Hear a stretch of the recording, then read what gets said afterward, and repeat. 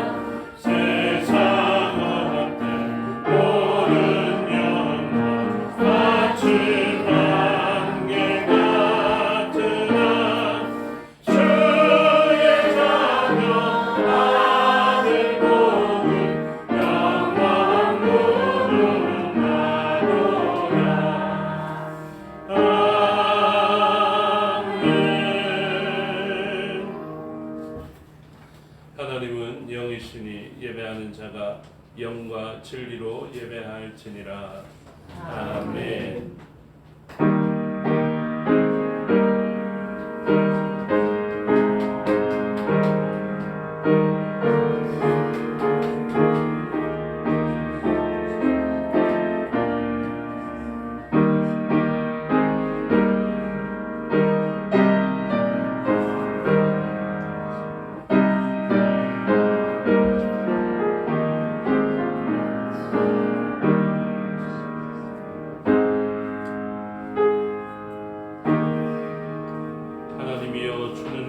하나님이시라. 내가 간절히 주를 찾되 물이 없어 마르고 황폐한 땅에서 내 영혼이 주를 갈망하며 내 육체가 주를 앙모하나이다.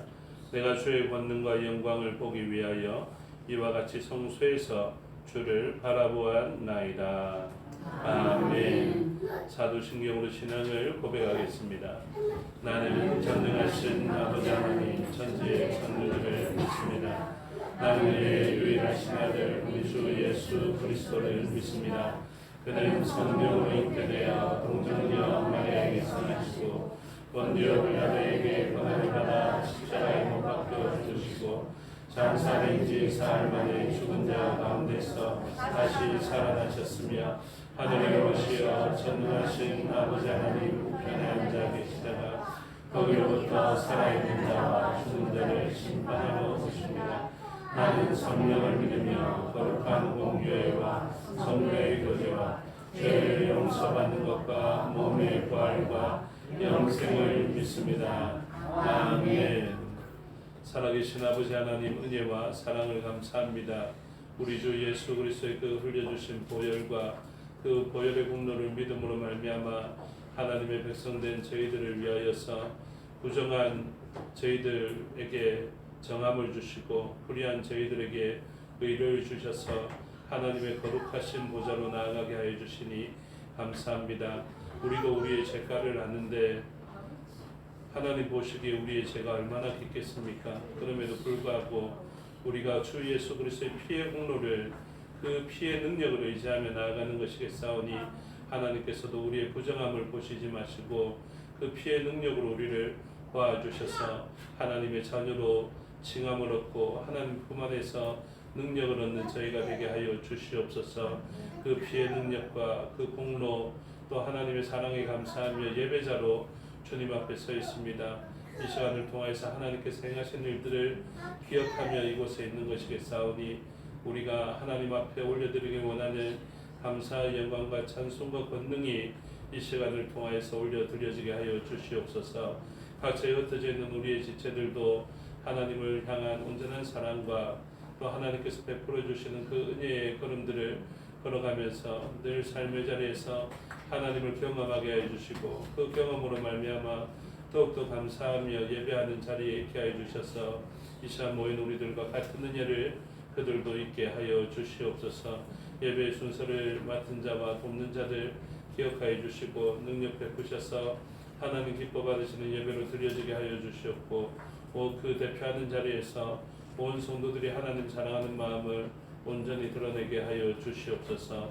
말씀 가운데 우리에게 인자하여 주시고 그 말씀으로 우리에게 내주하고 계셔서 삶의 자리에서 우리가 홀로 걸어가는 것 같으나 주의 말씀과 함께함으로 늘 하나님의 인자와 능력을 경험하는 저희가 되게 하여 주시옵소서. 이 시간도 맡겨드립니다. 주장하여 주시고 홀로 영광 받아 주시옵소서. 감사드리며 예수님 이름으로 기도드리옵나이다. 아멘. 모두 자리에서 일어나셔서 28장으로 찬양하겠습니다.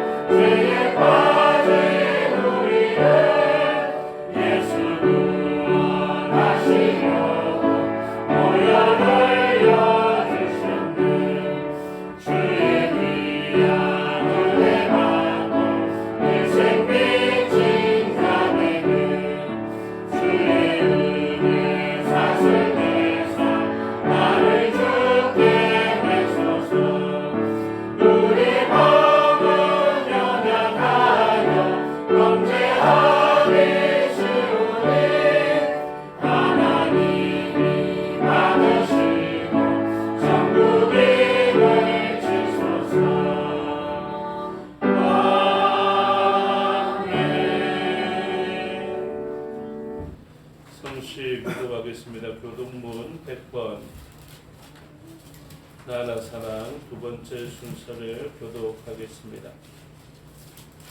교독문 100번입니다.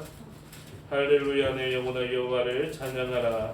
나의 생명에 여호와를 찬양하며 나의 평생에 내 하나님을 찬송하리로다. 귀인들을 의지하지 말며 도울 틈이 없는 인생도 의지하지 말지니 그의 호흡이 끊어지면 흙으로 돌아가서 그날에 그의 생각이 소멸하리로다. 야곱의 하나님을 자기의 도움으로 삼으며 여호와 자기 하나님에게 자기의 소망을 두는 자는 복이 있도다. 여호와는 천지와 바다와 그 중에 만물을 지으시며 영원히 진실함을 지키시며 물드는 사람들을 위해 정의로 심판하시며 줄이는 자들에게 먹을 것을 주시는 이시도다. 여호와께서는 갇힌 자들에게 자유를 주시는도다. 여호와께서 맹인들의 눈을 여시며 여호와께서 비굴한 자들을 일으키시며 여호와께서 의인들을 사랑하시며 여호와께서 나그네를 보호하시며 보아와 바울을 붙드시고 악인들의 길은 굳게 하시는도다.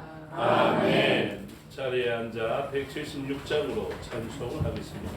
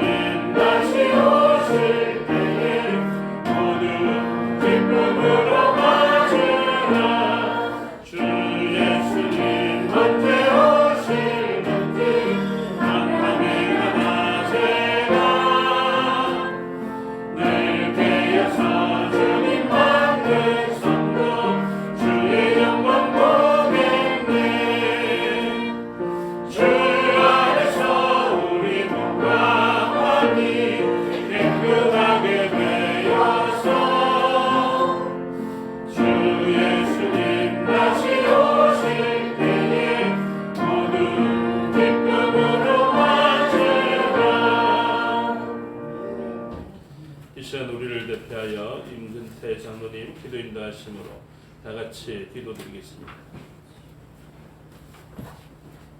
다 같이 기도하겠습니다.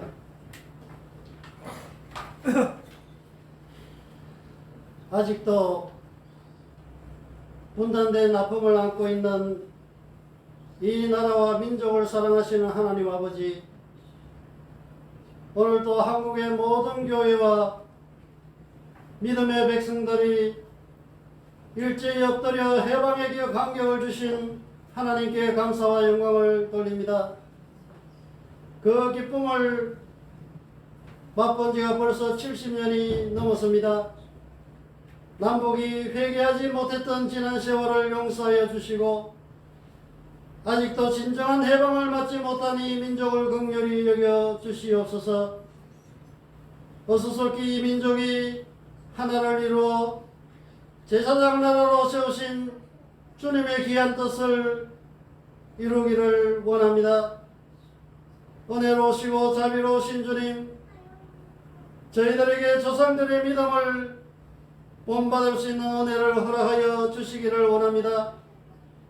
불의와 타협하지 아니하고 오직 예수 십자가만 붙들고 순교의 자리까지 나아갔던 조상들의 믿음을 오늘의 교회와 성도들이 본받을 수 있도록 도와주시옵소서.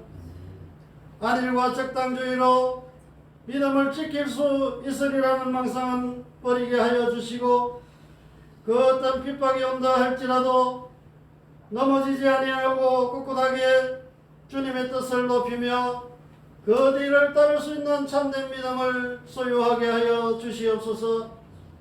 무엇보다 이 백성들이 과거의 고난과 그 서러움을 잊지 않게 하시고 이를 거울 삼아 근신하고 경계하여 다시는 같은 죄를 반복하는 일이 없게 하시며 같은 고난으로 멍에를 짊어지는 일이 없도록 은혜를 베풀어 주시옵소서. 오늘 저희가 드리는 이 광복절 기념 예배를 헌명하시고 이 예배 중에 성령이 운행하셔서 마음의 근심이 가득한 심령에게는 기쁨을 주시고 절망에 빠진 심령에게는 소망을 주셔서 주님만이 나의 힘이 되심을 다시 한번 느끼게 하여 주시옵소서. 말씀을 들고 다니엘서 지는 목사님을 기억하시고 성령의 권능으로 붙으셔서 심령의 해방을 줄 수 있는 능력의 말씀을 선포할 수 있게 하옵소서. 예배의 모든 신용을 주님께 여탁합니다. 예배를 돕는 성길들도 주님의 능력의 손으로 붙으실 것을 믿사옵고 자유와 우리에게 참된 기쁨을 주시는 예수 그리스도의 이름으로 기도드립니다. 아멘.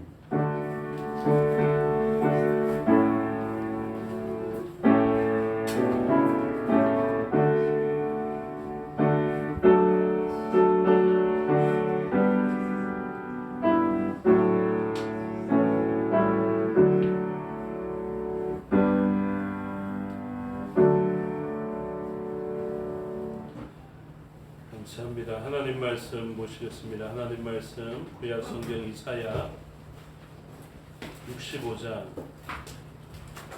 17절부터 25절의 말씀입니다.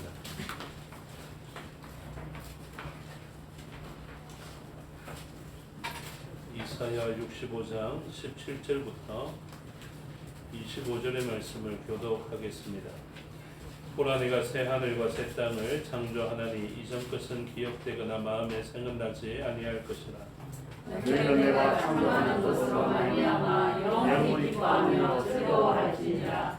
보라 내가 예루살렘을 즐거운 성으로 창조하며 그 백성을 기쁨으로 삼고 내가 예루살렘을 즐거워하며 나의 백성을 기뻐하리니 우는 소리와 부르짖는 소리가 그 가운데에서 다시는 들리지 아니할 것이며 그들은 말수가 많지니라. 중거리와 소환이 차지 못한 몸이 다시는 없을 것이라. 곧 백세에 죽는 자를 젊은이라 하겠고 백세가 못되어 죽는 자는 저주받는 자리라.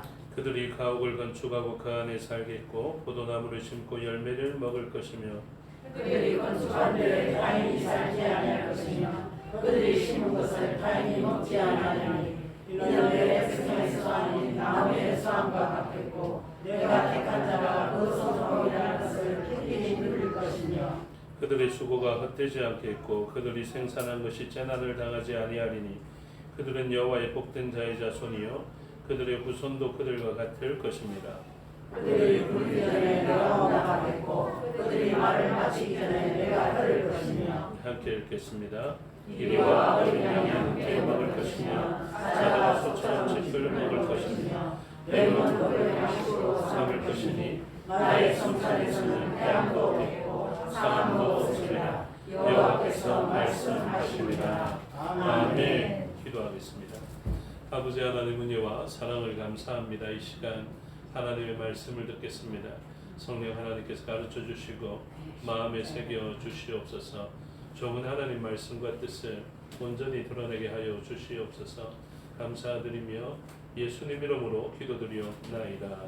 아멘. 오늘 본문의 말씀을 가지고 새하늘과 새 땅이라는 제목으로 하나님의 말씀을 전가하겠습니다. 새하늘과 새 땅 하면은 우리는 계시록의 말씀을 잘 기억하게 됩니다. 근데 요한계시록의 말씀도 이사야서의 말씀과 그리고 다니엘의 말씀이 기반이 되어서 나타나져 있는 것입니다. 그래서 오늘 말씀을 잘 보면 하나님께서 온 땅과 하늘, 온 우주 만물을 회복하시는 방식이 무엇인지, 그리고 그 회복을 위하여서 사용되어지는 도구가 무엇인지를 발견하게 되는데, 그것을 통하여서 우리가 하나님 나라의 새로운 회복의 통로가 되기를 소망하면 좋겠습니다. 그래서 오늘 오후의 말씀도 같은 맥락이 되겠지만 오늘 오전은 조금 더 오후의 말씀보다 이후의 본문이 되는 것이거든요. 그래서 오후의 본문을 먼저 하면 시간적 흐름은 좀 순조롭겠지만, 그래도 오늘 말씀을 결과를 먼저 보고 그 과정이 어떠했는지를 살펴보면 좋겠습니다. 오늘 우리는 광복절을 맞이하여서 예배를 드리게 됩니다. 광복의 기쁨을 우리가 누리고 있는데요. 이스라엘과 우리나라가 참 많이 유사하죠. 그래서 1948년 이러면은 참 이스라엘도 기뻐하고 우리나라도 기뻐합니다.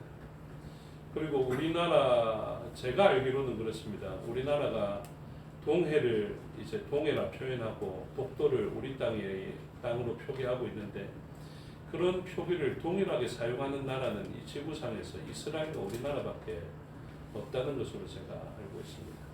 그래서 이스라엘과 우리나라가 참 유사한 점이 많고 친밀감이 있는 그런 나라가 되는 것입니다. 그리고 역사적으로도 이 이스라엘의 그 희노애락을 대한민국의 희노애락과 공감할 수 있는 일들이 굉장히 많습니다. 그래서 억압받았다가 또 다른 나라의 지배를 받았다가 큰 아픔을 겪었다가 회복되어지는 이런 일들이 굉장히 많이 유사하죠.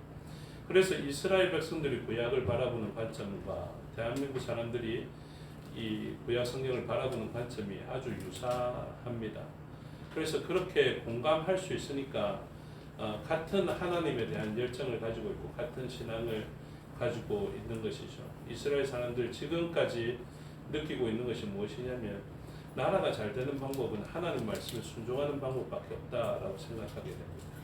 그리고 그 일에 헌신되어지는 헌신자들이 세움을 통하여서 하나님의 나라는 임재한다라고 생각하고 있기 때문에 대한민국이 참 많이 선교적 헌신에도 수고하고 있는 것 같습니다. 오늘 본문을 통해서 우리는 새하늘과 새 땅을 바라보게 되는데요. 이 새하늘과 새 땅은 결론적으로 말씀드리면 예수 그리스도의 재림 이후에 완전하게 이루어지게 될 것입니다. 그런데 재림 이후에 있을 것으로 우리가 끝나냐 하면 그게 아니라, 그 재림 이후에 있을 것 같은 그 일들이 오늘날 실제적으로 경험되어지는 일들을 만나게 됩니다. 그래서 신학의 구조가 조금 바뀌게 되는데요. 그게 어떻게 바뀌느냐 하면, 옛날에 하나님 나라의 임재와 이 놀라운 새하늘과 새 땅에 대해서 이미 그러나 아직이라는 구조 속에서 해석을 했거든요. 그래서 already, but not yet 이렇게 해서 이미 와 있지만 그러나 완전한 것은 아니다, 이런 개념 속에 구도를 형성했습니다. 그런데 지금은 어떻게 바뀌느냐 하면, 이미 속에 침투해져 있다라는 것을 더 강조하고 있습니다. 그래서 하나님의 나라는 멀리 있고 새하늘과 새 땅은 멀리 있는 것이 아니라 임이라는 것 속에서 이미 실제적인 풍요로서 경험되어지게 하신다라는 것이죠. 그래서 이러한 장면들을 그리기 위해서 대한민국과 이스라엘의 그런 역사적 이제 경험이 굉장히 유익한데요. 어떤 경험이었냐 하면, 이스라엘도 그렇고 우리나라의 국한에서 제가 말씀을 드리겠습니다. 우리나라가 일제의 강점을 받을 때가 있었습니다. 일제의 강점을 받을 때 그때의 하늘과 광복 이후의 하늘은 다르겠죠. 일제의 강점을 받을 때의 땅과 똑같은 땅의 형편이라 할지라도 이제 광복이 찾아온 이후의 땅은 다릅니다. 그래서 그 나라가 완전히 바뀌게 되는 것이죠. 옛날에는 일제가 강점하던 나라였고요. 이제는 대한민국의 주권이 세워져 있는 나라입니다. 그래서 북한의 사람들은 지금 무엇을 꿈꾸고 무엇을 새하늘과 새 땅이라고 무엇이 천국 같다라고 이야기하냐면 마음껏 찬송할 수 있습니다. 마음껏 예배할 수 있으면 그것이 천국이겠다. 그러니까 하나님을 잘 모르시는 분들은 뭐 삼시세끼 하얀 쌀밥에 고기 먹으면 그것이 천국이겠다 이렇게 생각할 수 있겠죠. 근데 그러한 천국을 우리 대한민국 사람들은 어떻습니까? 이미 경험하고 있는 것입니다. 근데 완전한 하나님의 나라는 어떠냐면 예수 그리스도께서 재림하심으로 말미암아 완전하고 완벽하게 내려지게 되는 것이겠지만 그 하나님 나라의 완전함을 맛볼 수 있는 그 땅이 어느 땅이냐면 일제의 강점을 경험했던 땅에서 지금 광복을 경험한 땅을 경험하게 되면 와 이건 정말로 천국 같다라고 이야기할 수 있는 것처럼 완전한 천국은 아니지만 이 천국의 모형이 되는 것과 같다라고 느낄 수 있게 되는 것처럼 지금 오늘날 우리가 살아가는 날에는 완전한 천국이 있기는 하지만 그 천국과 가까워지는 그리고 이미 침투해져 있는 오늘을 그리스도인들은 살아갈 수 있게 되는 것입니다. 그래서 하나님께서는 우리에게 이렇게 말씀하십니다. 그 17절에 보라 내가 새 하늘과 새 땅을 창조하나니 이전 것은 기억되거나 마음에 생각나지 아니할 것이라. 내가 새 하늘과 새 땅을 창조하시겠다라는 것입니다. 이전의 하늘과 그리고 이전의 땅과는 차원이 다른 그냥 아예 새로운 것입니다. 여기에서 사용된 창조라는 단어를 우리가 주목해야 되는데요. 창조가 18절에도 너희는 나의 창조하는 것 이렇게 되어 있고 그 후반절에도 내가 예루살렘을 즐거운 성으로 창조하며 라고 되어 있죠. 이 창조가 어떤 단어냐면 창세기에 사용된 베레시트 바라 할 때 바라입니다.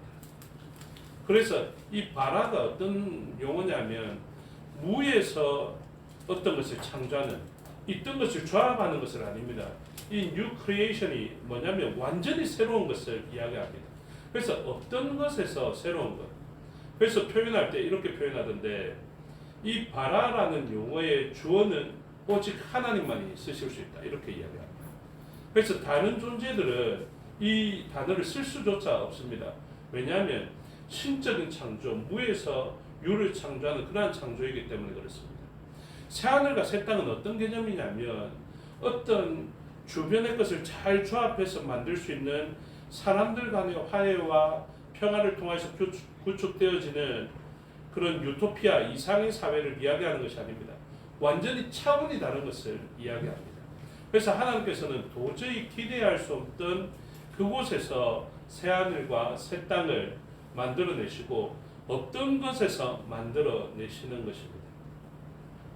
그래서 하나님의 창조가 어떠냐면 새하늘과 새 땅을 창조하시고요. 그리고 18절 후반절에 보라 내가 예루살렘을 즐거운 성으로 창조하며 라고 되어 있기 때문에 이 표현을 요한계시록에 가면 새 예루살렘이라고 표현하게 됩니다.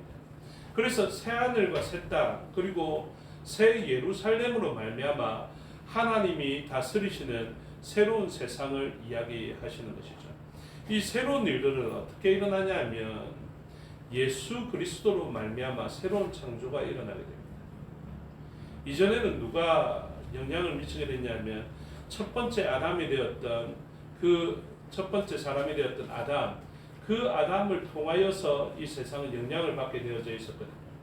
그래서 아담으로 말미암아 죄가 세상에 들어오고 그 죄로 말미암아 하나님께서 창조하신 세계가 점점 피폐해져가는 그런 세상을 만나게 됩니다. 그런데 하나님께서는 두 번째이자 마지막 아담을 통하여서 새로운 창조를 하시기 시작하시죠. 그런 다음에 하나님께서는 이 새로운 창조 세계에서 하나님의 백성들이 살아가기를 원하십니다. 그것은 곧 에덴의 회복이기도 한데 이전의 에덴 말고 완전히 새로운 에덴 그리고 예전의 예루살렘 말고 완전히 새로운 예루살렘을 이야기하고 이전의 거룩한 백성 아브라함의 백성 말고 완전히 새로운 아브라함의 백성들 아브라함의 후손들 하나님의 백성들을 이야기하는 것입니다. 그래서 이 새로운 하늘과 새로운 땅 새로운 백성들을 통해서 새로운 하나님의 나라가 건설되어지게 되는데요. 이 건설되어진 다음에 처음에 아담에게 주어졌던 명령들이 이루어지게 되는 것을 우리는 알 수 있게 됩니다. 첫사람 아담에게 하나님께서는 창조하시는 일이고 아주 좋은 것을 아담에게 위임하셨죠. 기억하십니까? 그래서 아담에게 어떤 명령을 주셨습니까?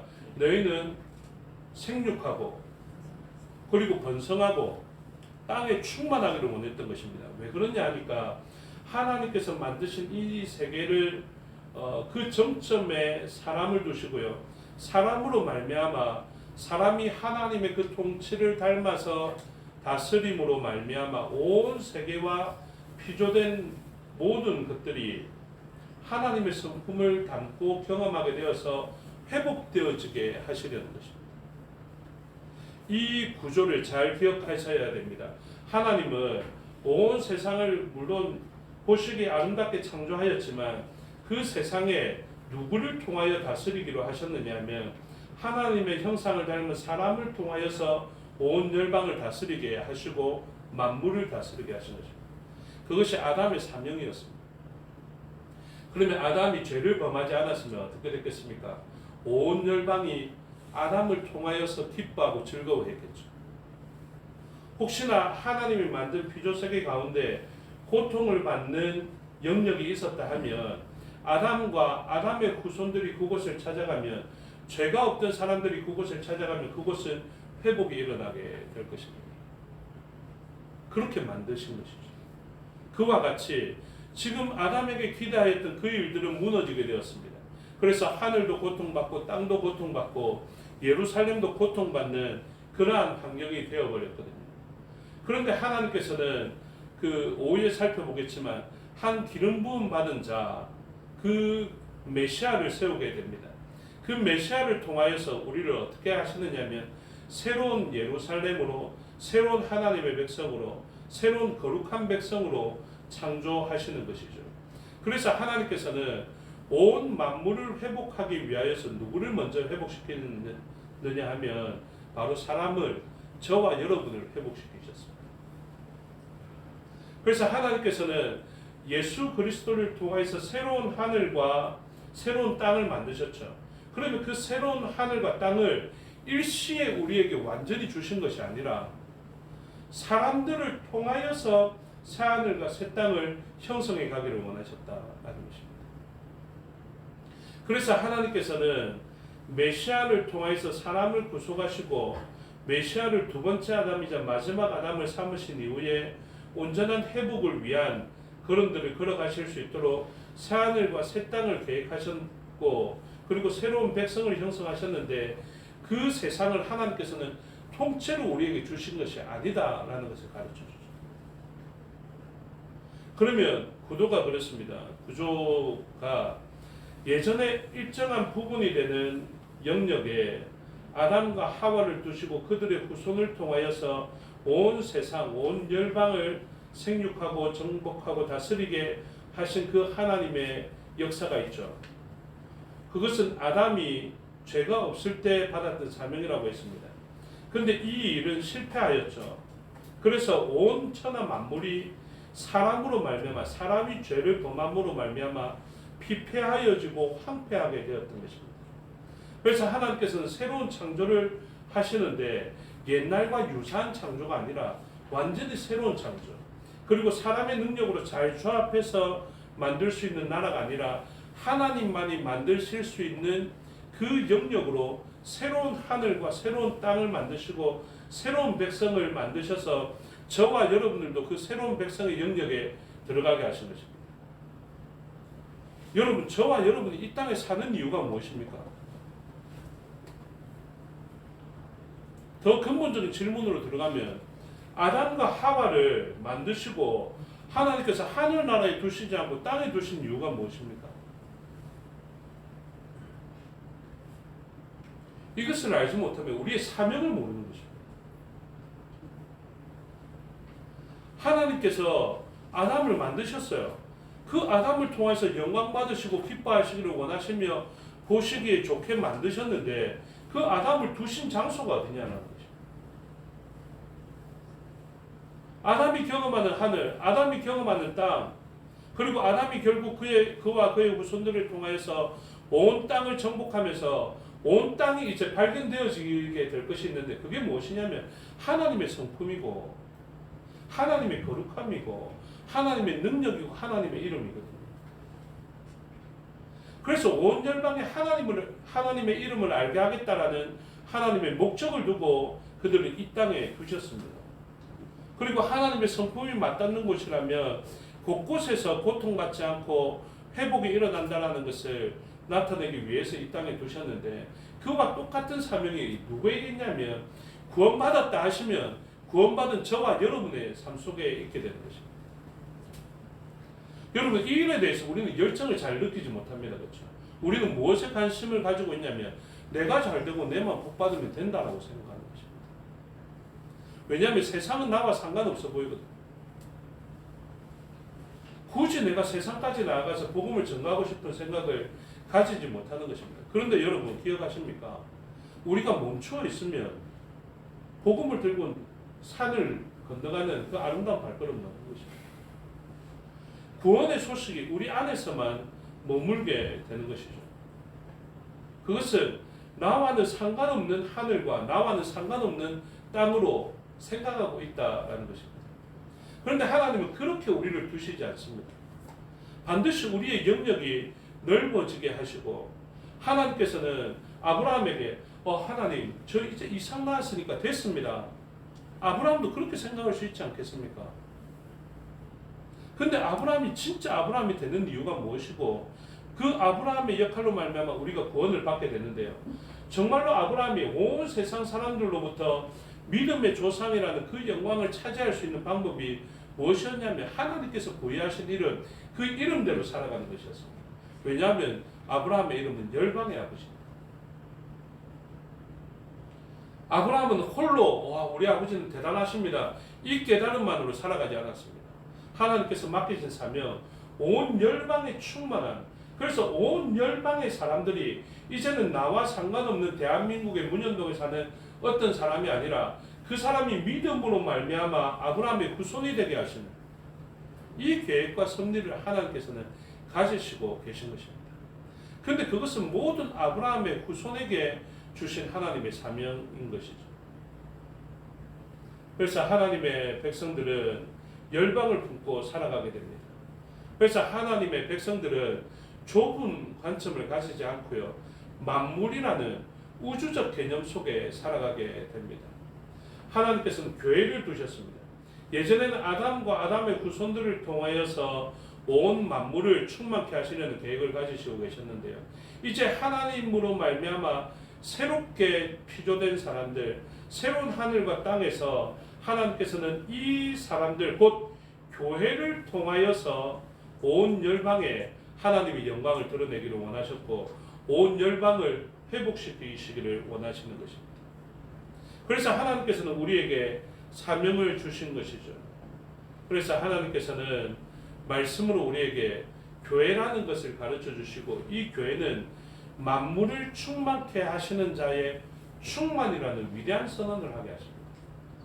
여러분, 우리는 문현동만 충만케 하면 된다 이렇게 생각하지만 우리의 영역은 어떠냐면 원래는 온 열방을 향해 있습니다.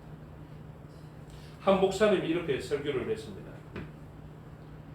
온 우주를 충만케 하시는 분의 그 우주를 충만케 하시는 역사와 한 개인을 그리스도인으로 삼고 그 그리스도인에게 베푸시는 하나님의 능력은 동일한 것이다.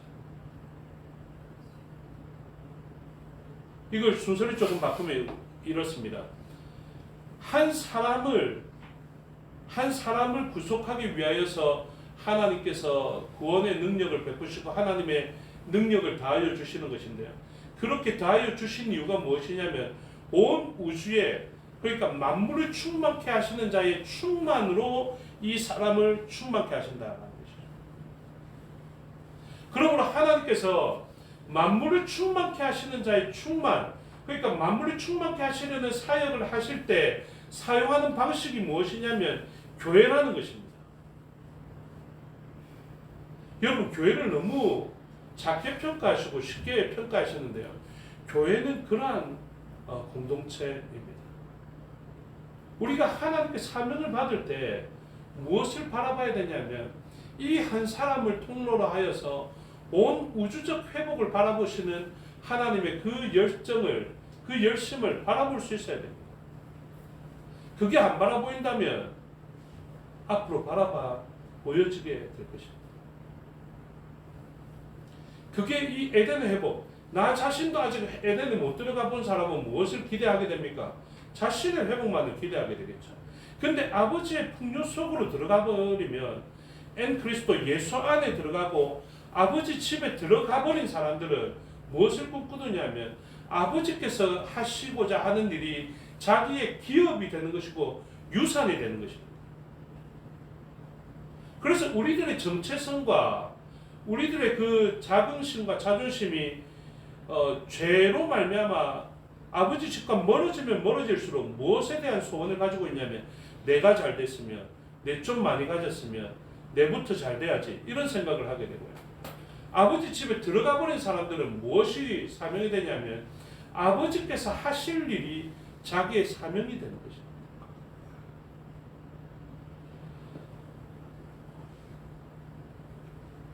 지금 현재 이런 비유를 해서 죄송하지만 이재용 그 회장이 지금 죄로 말미암아 감옥에 갇혔다라고 생각해 보십시오. 그러면 그 사람의 소원은 무엇과 가까워지느냐면 내가 이곳에서 좀 빨리 빠져나갔으면 하는 것에 가까워지겠죠. 근데 이 사람에게 진짜 자유가 주어지고 이 사람에게 진짜 원래의 사명대로 복귀되어지고 아버지 집과 가까워지고 그리고 아버지 집에 들어가게 되고 그리고 아버지께서 자기에게 유산과 기업으로 삼성이라는 기업을 주게 되면요. 그것은 곧 개인의 영역보다는 보다 더 넓어진 영역을 이야기합니다. 한 기업인도 그렇게 이야기를 하더라고요. 나의 가족보다 내가 책임지고 있는 이 사회가 더욱더 중요하다. 가족이 중요하지 않아서 그렇게 이야기한 것이 아니겠지 않습니까? 무엇입니까? 자기의 책임의 영역이 넓어진 것입니다. 왜 그렇습니까? 자기의 매출이 이제 어때? 이제 좀 가서 줘. 이렇게 되니까 자기가 책임지는 영역이 개인과 가정과 우리 작은 공동체에서 점점 넓어져서 세계가 자기의 경영해야 하는 그런 기업이 바로 자기의 사명이 되기 때문에 그렇습니다. 우리가 하나님 안에서 좋은 것을 누리고 하나님 품 안에 완전히 들어가지 않습니까? 자신의 구원도 막 간절하게 요구해서 받는 이 정도 수준에서 벗어나서 하나님께서 나의 기업, 나의 이 산업을 너에게 유산으로 줄게. 이게 절절하게 깨달아진 사람은 어떤 비전을 가지느냐 하면 만물을 충만케 하려는 비전을 가지게 되는 것입니다. 저는 여러분들의 비전이 만물을 충만케 하려는 비전으로 전환될 수 있기를 주님의 이름으로 축복합니다. 여러분 분명한 구도입니다. 하나님으로부터 멀어지고요. 아버지 집으로부터 멀어지고 믿음으로부터 멀리 떨어지면 떨어질수록 자기를 위해서 생활하게 됩니다. 그리고 자기의 결핍된 것을 다른 사람으로부터 착취해서라도 그렇게 살아가게 되죠. 그래서 약육강식은 신앙으로부터 멀어지고 아버지의 기업과 유산으로부터 멀어졌을 때 일어나는 분명한 현상들입니다.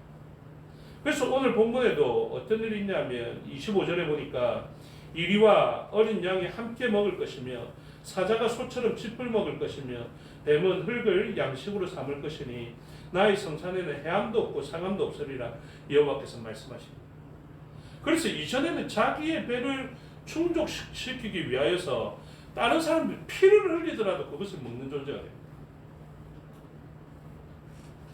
그런데 이제는 자기 배를 불리기 위하여서 다른 사람들에게 상함도 주지 않겠다, 해함도 주지 않겠다. 왜냐하면 나의 다스림과 나의 존재로 말미암아 이 존재가 복을 얻게 해야 된다는 분명한 아버지의 사명을 깨달았기 때문에 그렇습니다. 남이 자기보다 뒤처지는 것을 여러분 많은 사람들이 바라는데요. 하나님 풍요 속으로 들어가면 그렇지 않습니다. 왜냐하면 지금 뒤처지는 아이가 나의 경쟁자가 아니라 나의 자녀인 것을 알게 됩니다. 누가 아버지가 아들과 경쟁해서 이기려 합니까?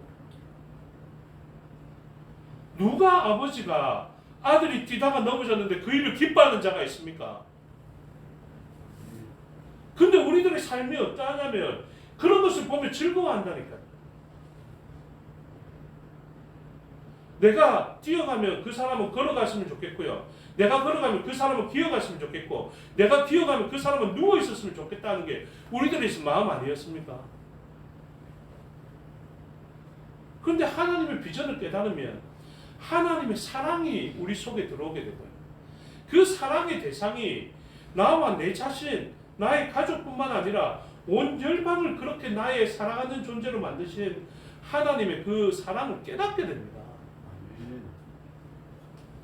그래서 그것을 깨달음으로 말미암아 이제는 이 사람을 상하게 하거나 해하게 하거나 그 사람에게 있는 것을 빼앗아서 내가 충족하고 기뻐하겠다 이렇게 되는 것이 아니라 그 존재들의 회복을 위하여서 살아갈 수 있게 되는 것입니다.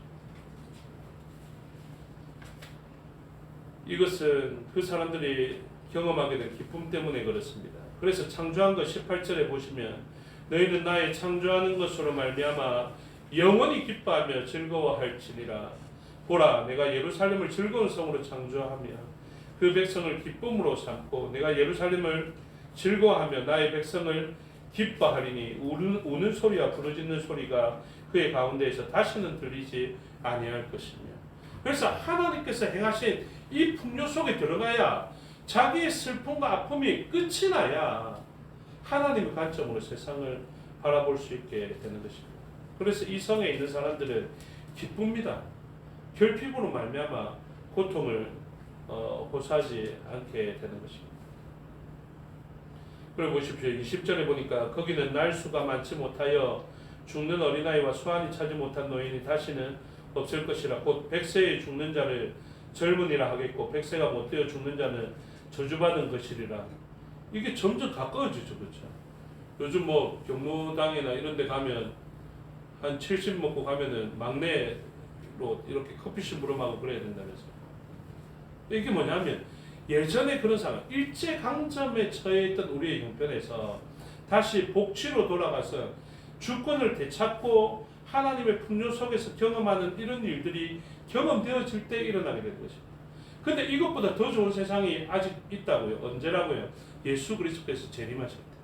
근데 예수 그리스도께서 재림하시기 전이라도 마치 일제강점에서 대한민국의 주권을 찾는 것과 같은 그 놀라운 회복이 천국의 것이 회복되어지게 되는 것처럼 오늘날 그리스도인들에게도 이것은 나중에 예수님 오시고 나면 열방을 사랑하게 될 거야 이렇게 되는 것이 아니라 오늘날 실제적으로 사랑하게 된다니까요. 그러니 여러분 믿음을 가졌던 젊은이들이 외국인들이 우리나라를 향해 올 수 있었지 않겠습니까? 여러분 선교 어떻게 할 수 있습니까? 그렇죠? 요즘 우리의 죄송한 표현이지만 심보 같으면 선교 못합니다. 요즘 우리 심보 같으면 우리의 자녀가 해외로 고생하러 나가는 그 선교 현장에 바지 가랭이 잡고 말리겠죠. 근데 하나님의 풍요를 경험한 사람, 아버지 집에 들어가서 그 놀라운 은혜를 경험한 사람들은요, 이제 온 열방에 대해서 아버지의 마음으로 아파하는 것이에요.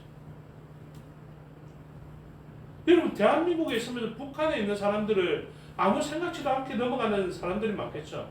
그러나 이 회복의 능력이 있는 사람인데 북한에 가족을 두고 온 사람이라 생각해 보십시오. 자기 이 풍요가 누릴 것이 아니라 전해야 될 것으로 생각되어지는 것처럼 하나님께서는 그 놀라운 회복을 우리에게 경험시켜 주시고 그 경험으로 말미암아 세상에 대한 사랑을 품고 나아갈 수 있게 하시는 것입니다.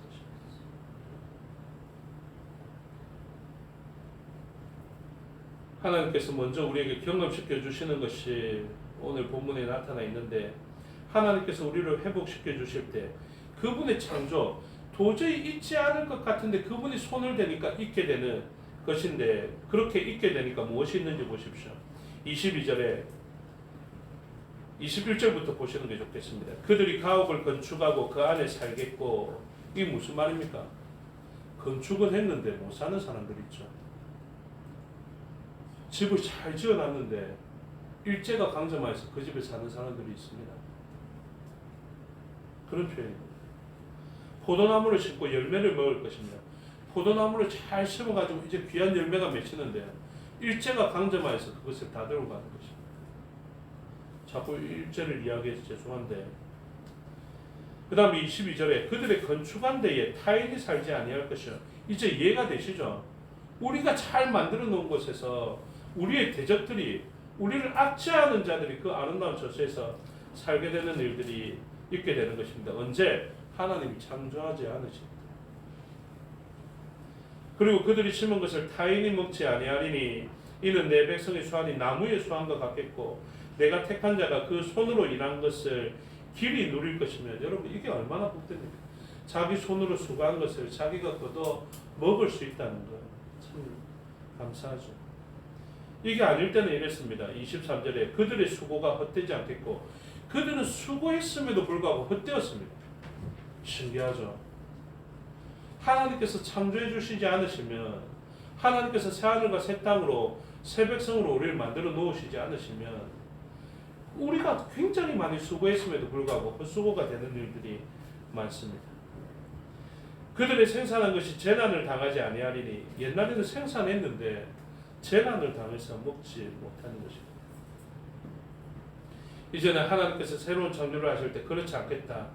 그들은 여호와의 복된 자의 자손이요 그들의 후손도 그들과 같을 것이다 라고 이야기를 하고, 그들이 부르기 전에 하나님 응답하시겠고 그들이 말을 마치기 전에 내가 들을 것이며, 이렇게 이야기합니다. 여러분, 하나님의 백성으로 새롭게 창조된 우리들이 얼마나 큰 복을 누리는지 한번 보십시오. 간절하게 부르지 않아도 하나님께서 대답하시겠다는 거죠. 놀랍죠? 옛날에는 막 분량이 채워지고 막 간절하게 크게 외쳐야 그게 될 것 같았습니다. 그런데 하나님 이제는 어떻게 하시겠다고요? 내가 그냥 눈여겨보겠다. 왜냐하면 내 백성이고 이제 내가 찾아가겠다. 내가 찾아갈 수 있는 의가 그에게 있기 때문에 그렇습니다. 그래서 그들은 상함이 없는 세상을 만나게 되는 것이죠. 그래서 요한계시록의 21장에 이 새하늘과 새 땅을 이야기하는데요. 또 내가 새하늘과 새 땅을 보니 처음 하늘과 처음 땅이 없어졌고 바다도 다시 있지 않더라. 이 바다는 우리가 생각하는 아름다운 바다가 아니죠. 이 바다는 도저히 통제되지 않고 혼돈 가운데 있는, 그리고 죄의 상징인 그런 바다를 이야기합니다. 그런데 여러분, 이러한 바다에 예수님의 제자들이 그곳에서 일하고 있었죠. 회복되기 전에 사람들이 어떻게 살았느냐면, 이 혼돈의 바다, 가면 죽을 수도 있는 바다, 자기가 제어할 수 없는 바다에서 무엇합니까? 물고기 잡으면서 살아가는 인생이, 고해를 살아가는 우리 모두의 인생이었다는 것입니다. 여러분, 왜 바다 나갈까요? 그들 바다에서 그 파도 치는 바다가 좋아서 간 건 아니거든요. 거기 나가지 않으면 생계를 유지할 수 없었기 때문에 그렇습니다. 근데 하나님은 그들을 완전히 옮기시겠다라고 말씀하시는 것이죠. 하나님께서 요한계시록 21장 2절에 계속해서 말씀하십니다. 또 내가 보매 거룩한 성 새 예루살렘이 하나님께로부터 하늘에서 내려오니 그 준비한 것이 신부가 남편을 위하여 단장한 것 같더라. 그래서 이 새로운 관계, 새 예루살렘과 예수 그리스도의 관계를 정의해요. 요한계시록에 보면 성전 안으로 들어갔는데 성전이 안 보입니다. 예루살렘 성 안으로 들어갔는데 성전이 안 보인다고요. 왠지 아십니까? 주 예수 그리스도께서 성전이 되어버렸기 때문이었습니다. 그리고 또 우리를 뭐라 하냐면 하나님의 성전이라고 이야기하거든요. 이 말은 부부가 한 몸이 되는 신비 가운데 결혼을 창설하신 것처럼 주 예수 그리스도와 이 성전 된 교회가 한 몸이라는 것을 이야기합니다. 그러면 이 한 몸 된 비전을 같이 가질 수밖에 없겠죠. 우리는 어떤 비전을 가지고 살아가냐면, 내가 괴롭지만 저기 나가지 않으면 물고기 못 잡으면 내가 못 사니까 나가야 되겠다. 이게 한 몸 된 비전이 아닙니다. 예수 그리스도의 신부된 우리들은 머리 대신 예수 그리스도와 한 몸을 이루고 같은 비전을 꿈꾸게 됩니다. 그러니 내 지금 괴롭고 힘들지만 물고기 잡아야지, 이 생각 자체가 드는 이유가 무엇이냐면 하나님의 그 새 창조로 들어가지 못했기 때문에 그렇습니다. 그래서 하나님은 우리를 새 예루살렘으로 만드시고 그 새 예루살렘을 신랑의 신부로 만드시고 이 둘은 결코 떨어지지 않는 한 몸이 되게 하셔서 예수님이 성전이면 우리도 성전이 되게 하시는 이 신비 가운데 우리를 두셨다라는 것입니다. 그래서 이 신비에 들어간 사람들은 비전이 뭐라고요? 예수님의 비전이 곧 나의 비전이라는 거예요.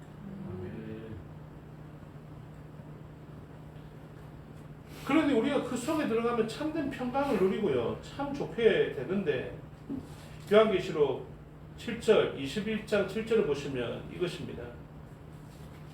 5절에서 내가 만물을 새롭게 하노라 하시고요. 7절에 이기는 자는 이것을 상속으로 받으리라. 나는 그의 하나님이 되고 그는 내 아들이 되리라. 제가 상속과 기업을 괜히 이야기하는 것이 아닙니다. 성경에 말씀하신 그대로 말씀드린 것입니다. 그래서 예수 그리스도와 한 몸 된 우리들은 그분의 것이 우리의 것이 되는 거죠. 그리고 그분의 기업이 우리의 기업이 되는 것이고 우리의 상속이 되는 것이죠. 분명하게 말씀하셨는데 나는 그의 하나님이 되고 그는 뭐가 된다고요? 내 아들이 되리라 라고 말씀하신 것입니다.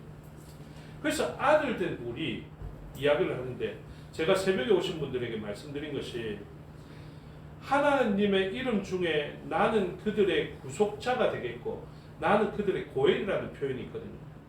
이 표현보다 더 좋은 표현이 뭐냐면 그분의 이름입니다. 나는 그들의 아버지라. 여러분 하나님의 아버지이신 것을 믿으십니까? 얼마나 아버지 정도도 만족 못하셨으면 하나님께서 아빠 아버지라 부르라 하셨을까? 너무 안 믿어지는 우리에게 나는 너희 아버지 이 정도 아니에요. 아빠라고 불러도 되는 존재. 그래서 이 아빠라고 불리는 존재는 고엘이 필요 없습니다. 그렇죠?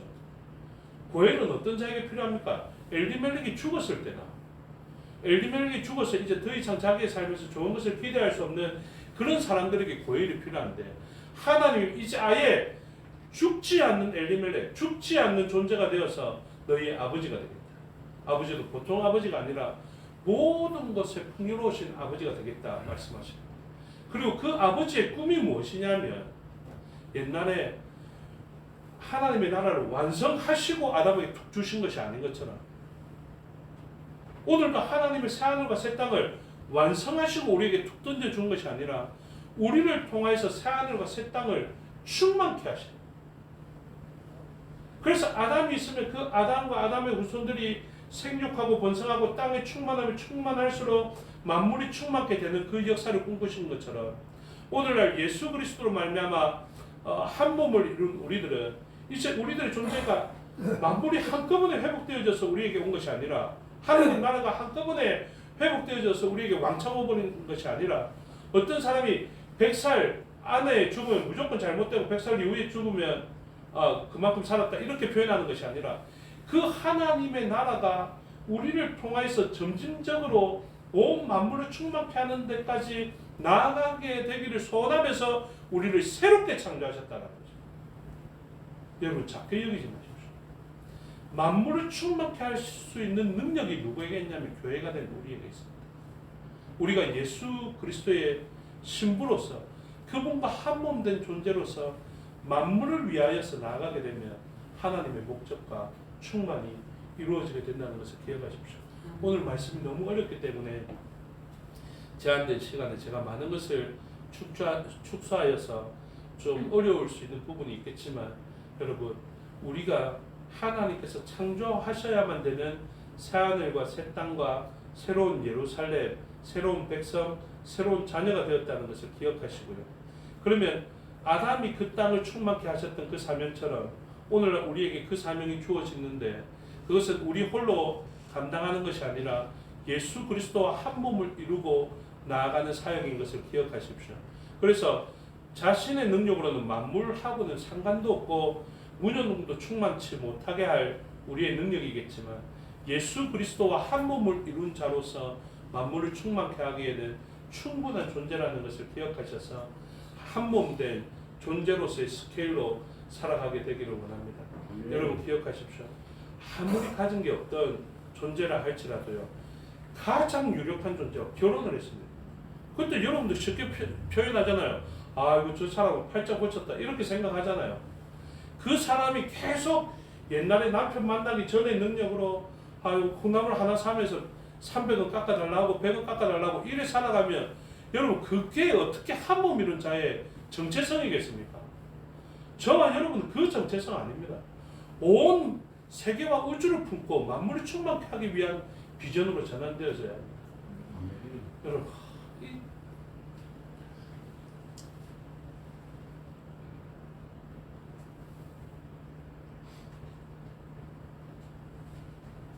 진짜 좋은 것이거든요.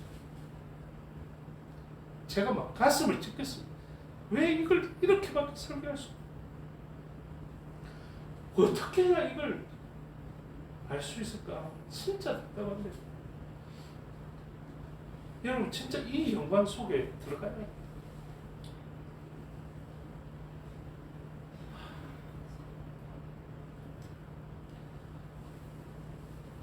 이제 하나님의 그 마음으로 내가 그 만물이 신음하는 것을 바라보지 못해서 하나님께서 만물을 사랑하는 방식으로 우리를 구속하셨다는 것을 기억하십시오.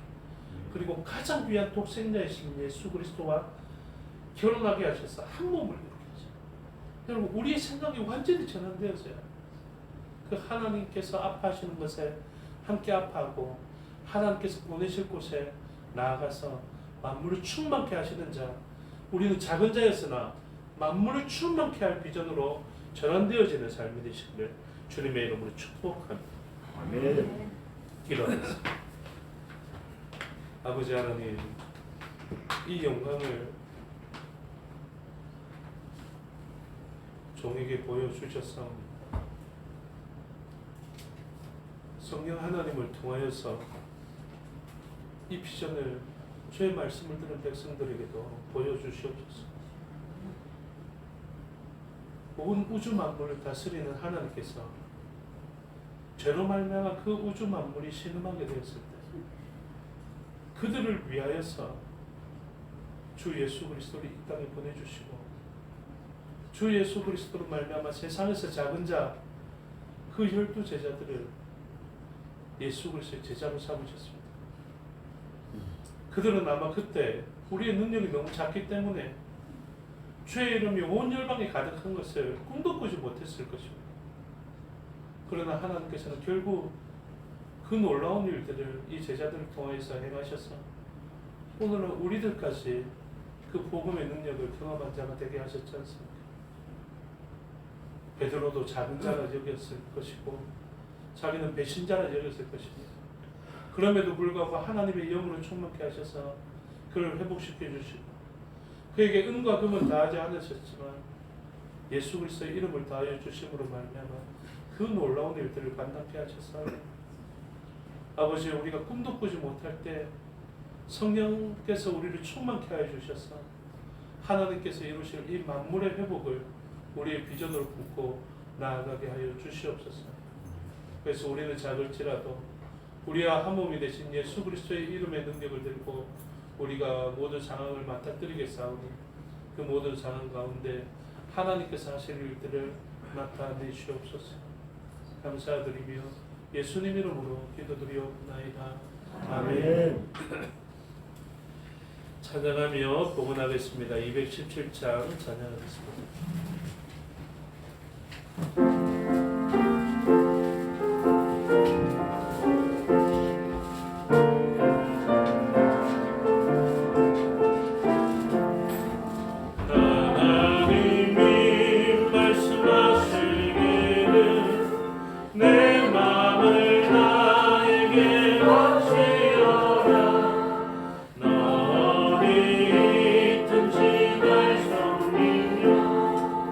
기쁘게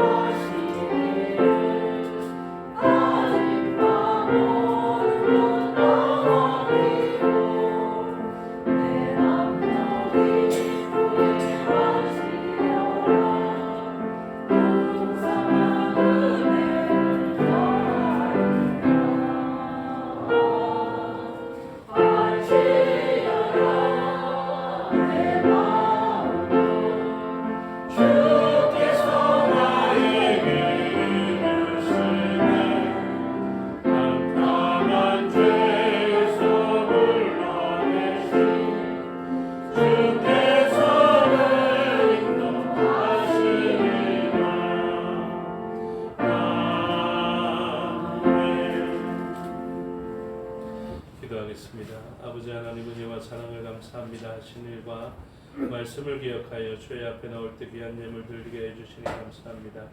이 예물 우리의 마음으로 인해서 모든 것이 주인 대신 하나님의 기쁨과 만족되는 예물 되게 해주시고 사용되어져 생명의 열매가 맺혀지고 하나님 나라가 세워지고 확장되어지게 하여 주시옵소서.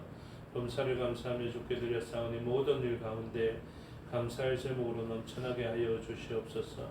또 특별히 퇴원을 감사하며 드린 것 있사오니 주님 기뻐 받으시고 아픔 가운데에서 부르짖었던 종의 기도를 들어주셔서 강건케 하셨사오니 이전보다 강건하게 살아가게 하여 주시옵고 또 특별히 이 아픈 부위는 수술을 통해서 회복되어지지만 또 등 쪽이 아프다고 합니다. 하나님께서 그의 아픔을 누구보다 잘 아시겠사오니 주의 거룩한 손으로 안수하여 주시고 강건하여라 선언하여 주시옵소서. 그래서 하나님 주시는 회복을 맛보게 하여 주시옵고 삶의 자리에서 라파 되신 하나님의 이름을 더욱더 칭송하며 살아갈 수 있도록 은혜 내려 주시옵소서. 또한 장모님의 그 퇴원을 바라보면서 수술 후에 회복을 바라보면서 드린 감사가 있습니다. 주께서 이 종의 감사를 기뻐 받으시고 무엇보다도 종이 기도하였던 대로 장모님이 강건함을 얻게 하여 주시옵소서. 그래서 그 강건한 가운데 자녀손들을 바라보며 자녀손들을 위하여서 기도하는 신앙의 어머니로서의 모습을 볼 수 있도록 인도하여 주시옵고 그 정도 하나님의 성품을 닮아서 아픔을 가진 자에게 치유의 능력을 베푸는 종이겠사오니 지혜롭게 하여 주시고 능력 있게 하여 주시고 아픔의 원인도 잘 발견되게 하여 주셔서 그 아픔을 하나님 주시는 지혜와 능력으로 잘 치유할 수 있도록 역사하여 주시옵소서. 그가 능할 때에도 하나님을 바라보며 자신보다 늘 능하신 하나님께 의지하는 자 되게 하여 주셔서 그의 피난처와 그의 산성이 되어 주시며 그의 이름을 높이시는 하나님의 이름을 높여가는 삶이 되게 하여 주시옵소서. 그에게도 자녀가 있사오니 그의 가정도 평강을 누리게 하여 주시옵고 그가 또 헌금을 드리면서 기도한 대로 가족들이 강건한 가운데 삶의 영역을 감당할 수 있도록 역사하여 주시옵소서. 건축의 예물과 구제의 예물로 드렸사오니 목적한 대로 사용되어지게 하여 주시옵고 또 특별히 8.15 특별헌금으로 목회자 헌금을 드린 손길들이 있습니다. 정말로 주의 종으로 부름을 받아서 세상의 부귀영화를 포기하고 하나님께서 맡기신 사명을 감당했던 목회자들이 노후에 도움의 손길 없이 살아가는 것을 아파하면서 그들의 후생복지를 위하여서 드린 것이겠사오니 다른 것에 사용되지 않게 하여 주시고 목적한 대로 잘 사용되어져서 그 노년의 목회자들의 위로가 되게 하여 주시고 격려가 되게 하여 주시고 지난 수고에 대한 기쁨이 되게 하여 주시옵소서. 그래서 그들이 감당하는 삶의 영역에 하나님께 맡긴 삶이 가장 풍성한 삶이고 복된 삶인 것을 증거케 하여 주시옵소서. 우리의 수고로 눈물로 드린 것 기뻐 받으시고 모든 것이 합력하여 선을 이루게 하여 주시옵소서. 감사드리며 예수님 이름으로 기도드리옵나이다. 아멘. 장로님 나오셔서 교회 소식 알려주시겠습니다.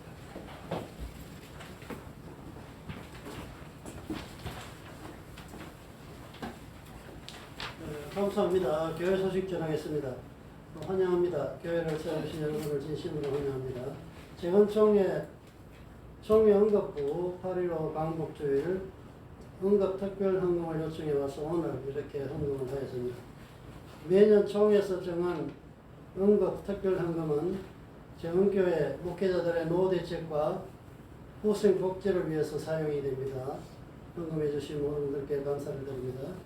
제103회 재건총회가 소집됩니다. 9월 14일 화요일 오전 11시에 마산 정은교회당에서 있습니다. 총회를 위해서 여러분들이 많이 기대해 주시기를 바랍니다. 부산 성경연구원 2021년 가을 학기가 개강이 됩니다. 9월 7일 화요일 오후 1시 30분부터 12월 7일 화요일 오후 8시 45분까지입니다. 장소는 재건 새생교회당이고 수강비는 주 야간에서 4만원 됩니다. 이 수강비는 교회 교육부에서 지원을 하겠고 장로로 이번에 권사로 선출된 분들은 꼭 수강하시기를 바라고 예의치 못하신 분들은 통신으로라도 꼭 수강을 해서 이 성경연구원에 참여하시기를 바랍니다. 코로나19 확산을 막기 위한 방역 지침과 예방상을 잘 지켜주시기를 바랍니다. 요양과 입원 중인 성도님 기도하실 때 꼭 이름을 불러서 기도해 주시면 고맙겠습니다. 임재모 집사님, 구덕의 성도님, 윤종식 집사님, 또 간병하는 우리 손영록 집사님 위해서 여러분들이 많이 기도해 주시기 바랍니다. 권혜순 집사님께서 손목, 골절 부위 지지형 피인을 제거를 했습니다. 이제 여러분들이 회복을 위해서 많이 기도해 주시기를 바라고, 그동안 집사님을 위해서 새벽에 이렇게 기도해 주신 여러분들 감사합니다. 서울로의 재건 예당교회 유정진 목사의 장녀 유혜림 양의 결혼식이 8월 21일 토요일 오전 11시에 서울 강남구 대치동에 위치한 노블 발렌티 대치점에서 있습니다. 위에서 기대해 주시고 축하해 주시기 바랍니다. 있습니다. 그럼 처음에도 모두 자리에서 일어나셔서 1장으로 송명하겠습니다.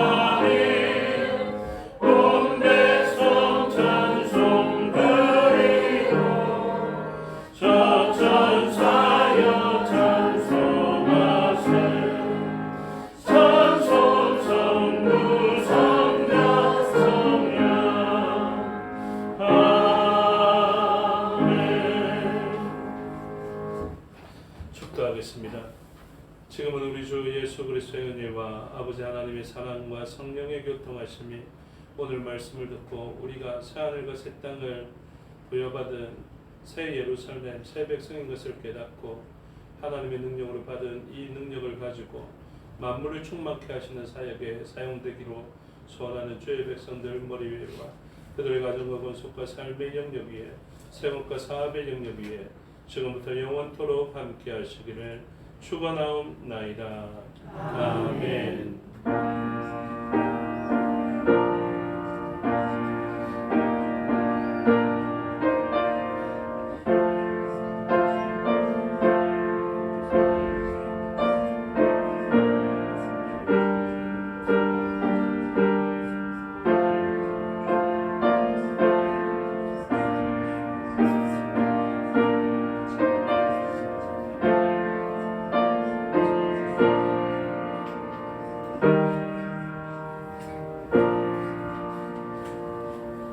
감사합니다. 주일 오전 예배 순서를 마치겠습니다.